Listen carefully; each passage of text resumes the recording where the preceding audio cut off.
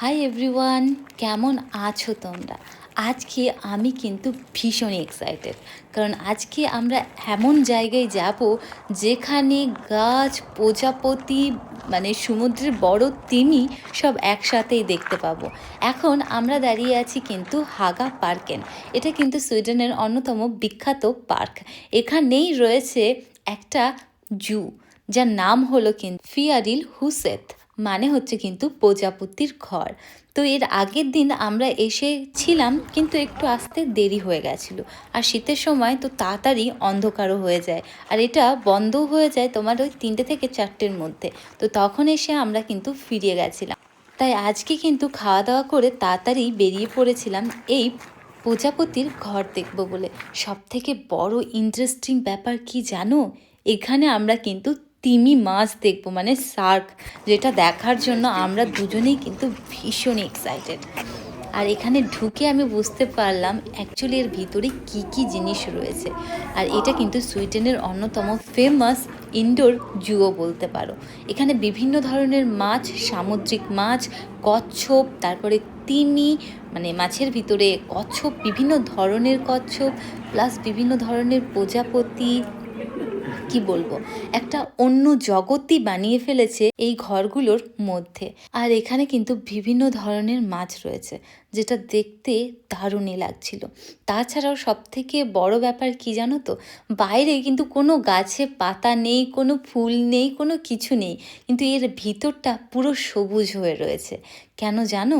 কারণ এটাকে মানে গরম, মানে আমাদের গরমের দেশে বা গরম জায়গায় যেরকম গাছপালা হওয়ার জন্য যে টেম্পারেচার হওয়া প্রয়োজন, এর ভিতরে কিন্তু সেই টেম্পারেচারটা মেনটেন করা হয়েছে। এটা কিন্তু ছিল রবার্ট গাছ, আর এটা ছিল প্রথম।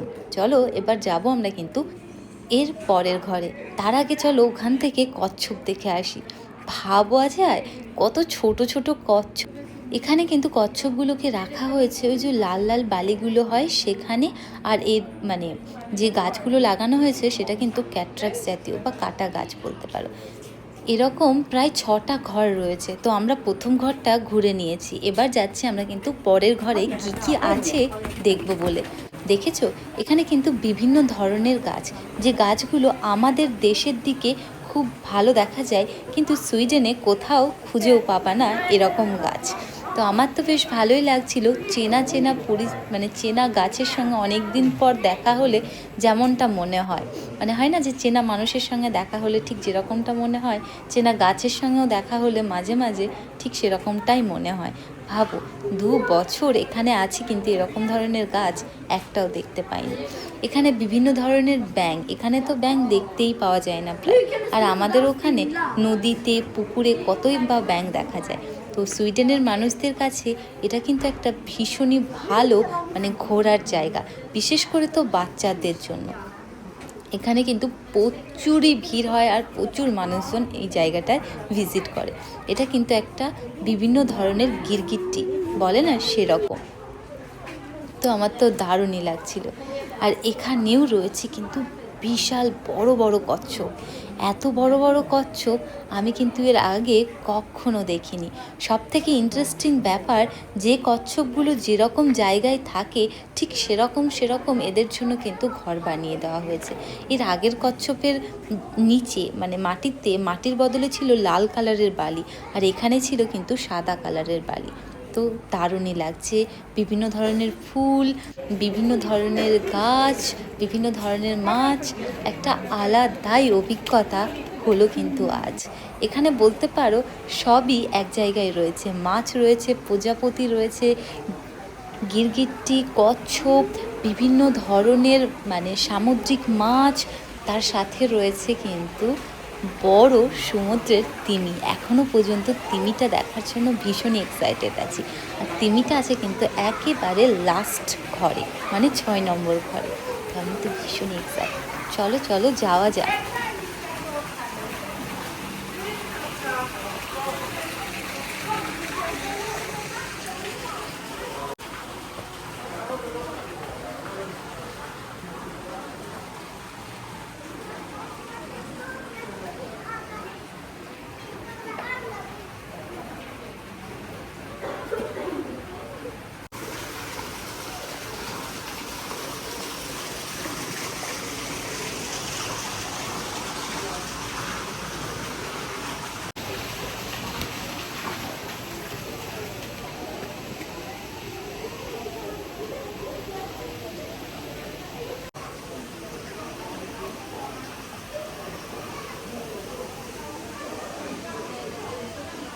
আমি তো এই 3rd নম্বর ঘরে এসে মানে আমি পুরো কি বলবো, আমার ভাষা হারিয়ে গেছিলো। মনে হচ্ছিল এত সুন্দর একটা দৃশ্য যেটা আমি চোখে দেখছি এবং আমি হাঁটছি, অনুভব করছি।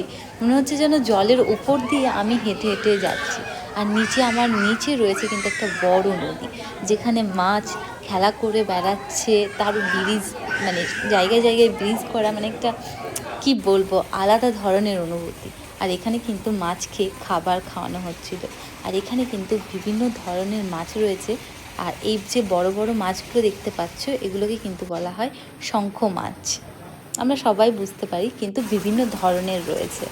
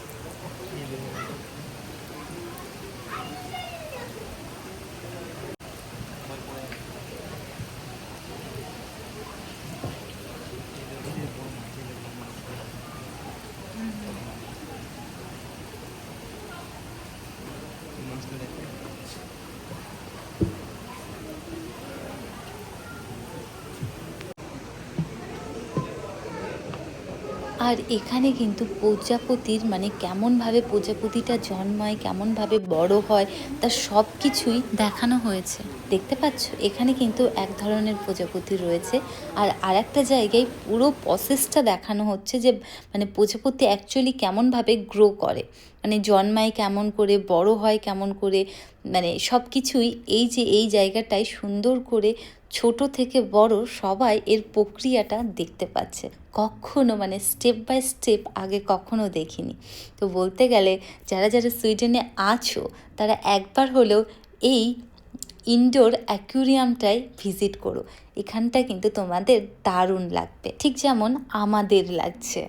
ফিয়ারিল হুসেত তোমাদের কিন্তু অসাধারণ লাগবে।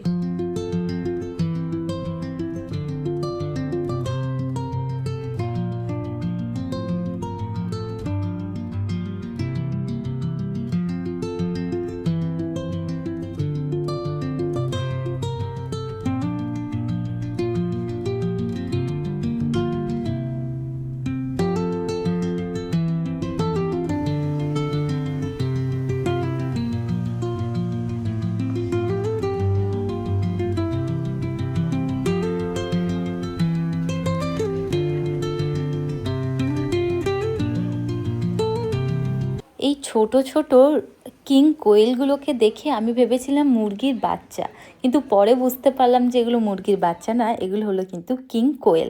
দেখেছো, এখানে ছোট ছোট কিন্তু ডিমও রয়েছে। আমি তো পুরো অবাক হয়ে গেছিলাম। তো আমার তো দারুণই লেগেছে। এত সুন্দর সুন্দর অভিজ্ঞতা আমার যে হবে সেটা আমি কিন্তু ভাবতেই পারিনি। তো চলো এবার যাওয়া যাক সেই জায়গাটায়, যেখানে রয়েছে কিন্তু তিমি মাছ। আমি তো ভীষণই এক্সাইটেড। তো ঢুকে ঢুকেই যখন দেখতে পেলাম এই রকম একটা জায়গা, মনে হচ্ছিল আমি বোধহয় সমুদ্রের নিচে আছি আর নিচ থেকে এগুলো সব দেখছি। একটা দারুণই অভিজ্ঞতা হচ্ছিল। দেখেছো, ভিতরে কিন্তু অনেক ছোট ছোট সামুদ্রিক মাছও রয়েছে। তো এই সাইডে এখনও পর্যন্ত আমি তিমির দেখা কিন্তু পাইনি। তো চলো, ওখানে কিন্তু একটা বড় জায়গা আছে, যেখানে আমি একবার না একবার তিমির দেখা কিন্তু ঠিকই পাবো। আর এগুলো দেখেছো, সব সমুদ্রের নিচে যেরকম গাছপালা হয়ে থাকে ঠিক সেরকমটা।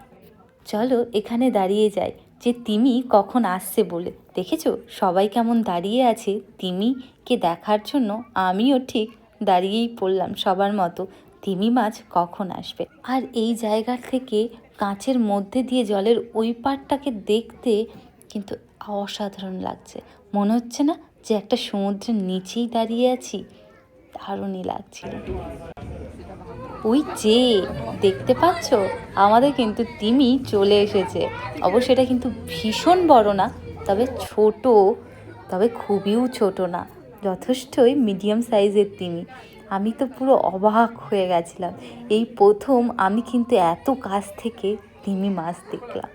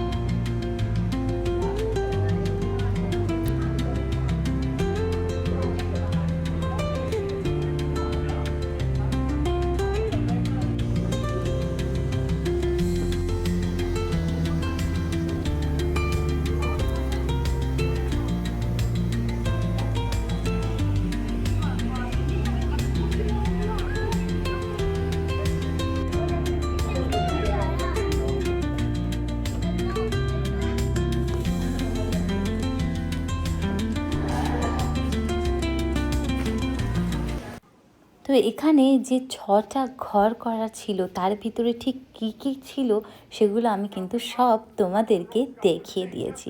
এবার আমরা কিন্তু বাড়ির উদ্দেশ্যে ফিরবো বলে রওনা দিয়ে দিয়েছি। যাওয়ার পথে দেখছি এখানকার সব মাছগুলোকে খাবার খাওয়ানো হচ্ছিল। সেটা দেখতে আমার কিন্তু ভীষণই ভালো লাগছিল।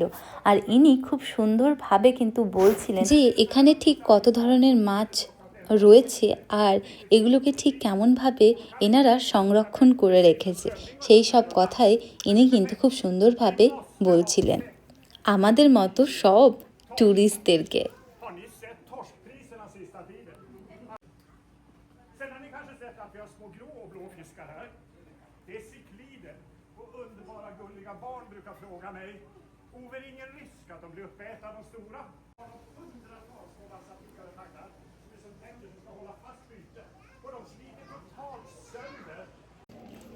এই ছিল সুইডেনের অন্যতম ফেমাস ইনডোর জু, যার নাম ছিল ফিয়ারেল হুসেট। এটা কিন্তু সত্যি এক কথায় অসাধারণ, বাচ্চাদের জন্য খুবই সুন্দর। ইভেন আমি বড় মানুষ হয়ে আমারই যদি এত ভালো লাগে, তাহলে ছোট মানুষজনদের তো এটা খুবই সুন্দর ঘোরার জায়গা। এটা কিন্তু সুইডেনের হাগা পার্কেনের ভেতরে অবস্থিত। আজকের মতো এখানেই শেষ। নতুন জায়গা, নতুন অভিজ্ঞতা নিয়ে কিন্তু আবার দেখা হবে। Tata, bye bye.